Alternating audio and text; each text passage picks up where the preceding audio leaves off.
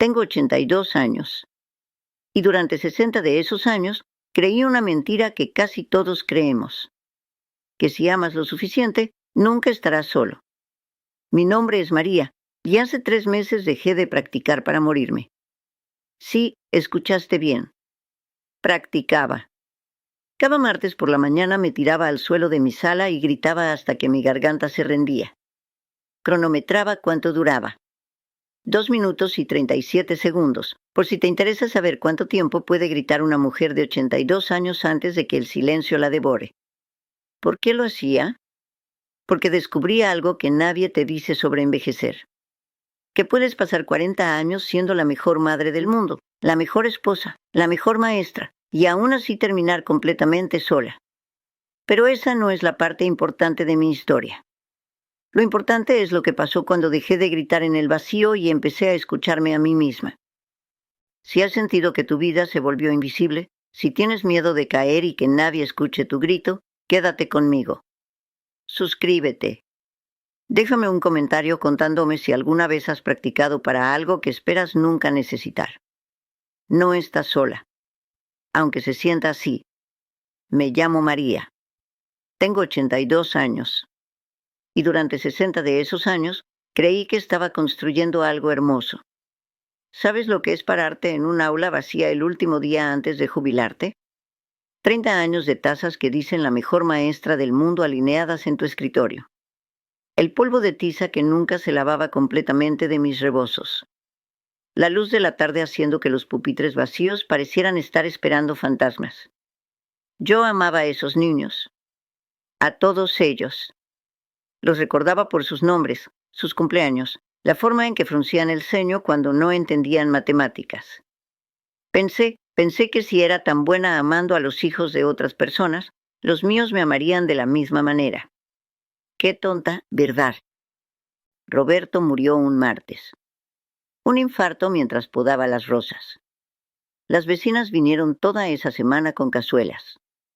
Tupperware con etiquetas escritas a mano por otras mujeres. Mi refrigerador nunca había estado tan lleno, pero yo nunca me había sentido tan vacía. Los niños van a venir más seguido ahora, le decía a doña Carmen cuando me preguntaba cómo estaba. Ya verás. Ahora que soy viuda, van a necesitar cuidar a su mamá. Mentía. Lo sabía mientras lo decía. Pero si dejaba de mentir, tendría que admitir algo que llevaba años fingiendo que no sabía. Que 45 años de matrimonio habían sido solo una práctica elaborada para estar sola. Por las noches, seguía poniendo 2 platos en la mesa. Seguía haciendo café para 2. Le decía a la silla vacía de Roberto sobre mi día, como si hubiera salido a comprar cigarrillos como solía hacer. Su silla crujía cuando se encendía la calefacción. El sonido de mi propia masticación se hacía eco en el comedor, pero mantenía sus rutinas vivas. Tal vez si seguía haciendo las cosas como siempre, la muerte se olvidaría de que se lo había llevado.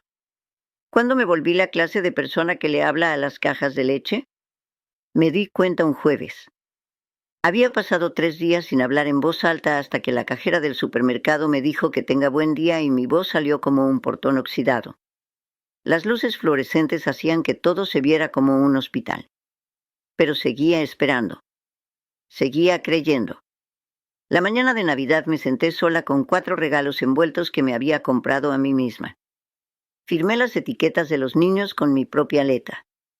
El sonido del papel de regalo era demasiado fuerte en la casa silenciosa.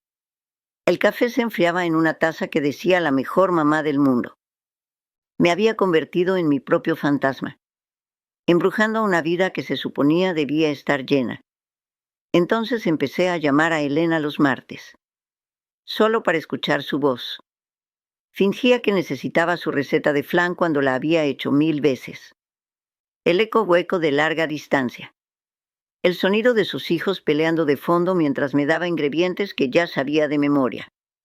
Estaba pagando $40 al mes por llamadas telefónicas que se sentían como mendigar. Pero todavía creía. Todavía pensaba que el amor que había dado regresaría a mí como una marea. Hasta que entendí algo. Los niños no habían estado visitando a sus padres todos esos años. Habían estado visitando a Roberto. Y ahí empezó el peso. No es algo que llega de golpe, ¿sabes? Es como cuando se te echa a perder la comida en el refrigerador. No lo notas el primer día, ni el segundo. Pero de repente abres la puerta y el olor te golpea, y te das cuenta de que lleva semanas pudriéndose. Así es la soledad a los 80 años. Elena me llamaba los domingos. Siempre los domingos. Como un deber. ¿Cómo estás, mami? ¿Necesitas algo del mercado? Su voz tenía esa prisa educada. Yo podía escuchar la televisión de fondo, a los nietos gritando, la vida pasando mientras ella cumplía con sus 10 minutos de hija obediente. Estoy bien, mija, le decía. Todo bien por acá. Otra mentira. ¿Pero qué iba a decirle? ¿Qué había empezado a contar los días entre sus llamadas? ¿Qué marcaba las fechas en el calendario como una prisionera? Los otros 3 eran peores. Miguel en Guadalajara, con su trabajo importante que no le daba tiempo para nada. Carmen en Estados Unidos, enviando dinero pero nunca presencia. Y Javier, Javier, mi bebé, 42 años y todavía esperando que la vida le dé permiso de empezar. Había criado 4 extraños. El silencio de la casa se volvía más pesado cada día. ¿Has notado cómo suenan diferentes los ruidos cuando estás sola? El refrigerador no solo suma, gime. Las tuberías no solo crujen, lloran. Los pasos de arriba no son solo la vecina caminando, son recordatorios de todas las vidas que siguen moviéndose mientras la tuya se queda inmóvil. Empecé a dejar la televisión prendida toda la noche. No para verla, para que hubiera voces, para fingir que alguien más respiraba en mi espacio. Las telenovelas de la tarde se volvieron mis compañeras. Conocía mejor a esos personajes que a mis propios nietos. Sabía que Esperanza iba a descubrir que Ricardo la engañaba. Sabía que don Armando iba a perder la fábrica. Sabía todo sobre vidas que no existían y nada sobre las vidas reales que había ayudado a crear. Un martes llamé a Elena sin motivo. Necesito la receta de flan, le dije. Ella me la dio pacientemente, como si no la hubiera hecho cada cumpleaños durante 40 años. Como si no supiera que estaba llamando porque necesitaba sentir que alguien me necesitaba. Después colgué y me quedé viendo el teléfono. $40 al mes por 10 minutos de lástima los domingos. Ese fue el momento, creo. Ahí parada en mi cocina, sosteniendo una receta que no necesitaba, entendí que me había vuelto una carga. No para mis hijos, todavía no me visitaban lo suficiente como para cargarlos. Me había vuelto una carga para mí misma. La mujer que había criado 4 niños, que había enseñado a cientos, que había mantenido una casa durante décadas, ahora necesitaba inventar razones para que su propia hija le hablara. Y lo peor no era la soledad. Lo peor era darme cuenta de que tal vez siempre había estado sola, y que Roberto había sido solo una cortina bonita que me impedía verlo. Ahora la cortina se había caído. El baño siempre había sido mi lugar seguro. Irónico, ¿verdad? Porque fue ahí donde todo se derrumbó. Era un jueves por la mañana. Estaba saliendo de la ducha cuando mis pies resbalaron en las baldosas mojadas. No fue dramático. No fue como en las películas. Simplemente caí. Y ahí me quedé. Desnuda. Temblando. No por el dolor, apenas me había lastimado. Temblaba por las matemáticas del aislamiento. Por los números fríos y exactos de mi soledad. La porcelana helada contra mi mejilla. La cortina de baño colgando sobre mí como una mortaja. El agua todavía corriendo, golpeando mi hombro. Y yo ahí tirada, calculando. ¿Cuánto tiempo pasaría antes de que alguien se diera cuenta de que no contestaba el teléfono? Elena llama los domingos. Eran jueves. 3 días. 3 días completos antes de que alguien pensara, ¿dónde está mamá? Esa es la verdadera cara de la soledad a los 80 años. No es estar triste. Es saber exactamente cuánto tiempo puedes gritar antes de que tu garganta se rinda y que nadie va a escucharte. Me levanté. Me vestí. Seguí con mi día como si nada hubiera pasado. pero algo había cambiado. Al martes siguiente, hice algo que todavía no sé cómo explicar. Me paré en mi sala, donde Roberto solía leer el periódico, y me dejé caer a propósito sobre la alfombra. Solo para ver qué se sentía. Solo para medir. Grité. Grité con toda la fuerza que tenían mis pulmones de 82 años. La alfombra olía a humedad, a años de no haberla limpiado desde que murió Roberto. La música de la telenovela de la tarde se filtraba a través de las paredes delgadas desde la casa de al lado. 2 minutos y 37 segundos. Eso fue lo que duré gritando antes de que mi voz se quebrara. 2 minutos y 37 segundos. Esa sería la duración de mi vida si dependiera de que alguien me escuchara. Lo repetí los siguientes 3 martes. Como un experimento morboso. Como ensayos para mi propia muerte. Cada vez cronometraba cuánto podía gritar, cuánto tiempo podía agitar los brazos, cuánto ruido podía hacer. Nadie vino nunca. Ni siquiera doña Carmen de al lado, que se quejaba cuando ponía la televisión muy fuerte. Resultó que podía morirme a gritos en mi propia casa y el mundo seguiría girando. Fue entonces cuando vi la caja. Había estado ahí en el mostrador de la cocina durante 8 meses. La pulsera de emergencia médica que Elena había ordenado por internet. Para tu tranquilidad, mami me había dicho. Y para la nuestra. El empaque de plástico reflejaba la luz de la cocina. La taza de café de Roberto todavía en el escorreplatos después de 3 años, porque no podía traicionarlo lavándola. Entendí algo sentada ahí, viendo esa caja sin abrir.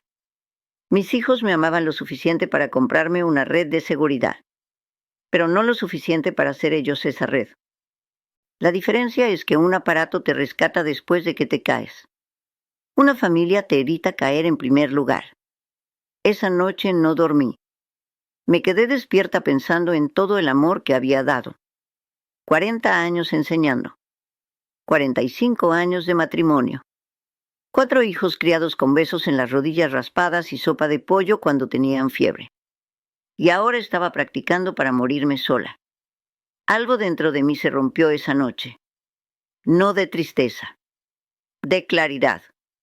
La mañana que dejé de hacerle café a Roberto fue la mañana que empecé a vivir con la verdad. Había sido un ritual durante 3 años. 2 tazas. Una para mí, una para él. Como si la muerte fuera solo una ausencia temporal. Como si estuviera de viaje y fuera a volver por la tarde pidiendo su café con 2 cucharadas de azúcar. Pero esa mañana, paraba en mi cocina con la cafetera goteando, vertí su café por el desagüe. Vi el vapor subir del fregadero. Di 3 años de pretender arremolinarse y desaparecer. La luz de la mañana se veía diferente cuando no la filtraba a través de esperanza falsa. El duelo no es extrañar a alguien, ¿entiendes? El duelo es aprender a vivir en un mundo más pequeño. Dejé de practicar mis caídas los martes. No porque tuviera menos miedo, sino porque finalmente entendí que el miedo era honesto. Era real. Y merecía respeto, no ensayos.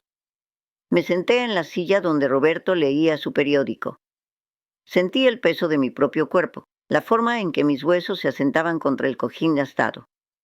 Las partículas de polvo bailando en los rayos de sol. Los sonidos del vecindario filtrándose por mi ventana. Otras vidas continuando fuera de mi mundo reducido. La soledad no es un problema que se resuelve. Es un idioma que finalmente estoy aprendiendo a hablar. No es cómodo. No es bonito. Pero es mío. Hay diferencias, ¿sabes? Entre estar sola y estar abandonada. Entre el silencio y el vacío. Tardé 82 años en aprenderlas, pero las estoy aprendiendo. Algunas mañanas despierto y la casa se siente como una tumba. Esos son los días en que soy turista en la soledad, visitando, pero no viviendo ahí.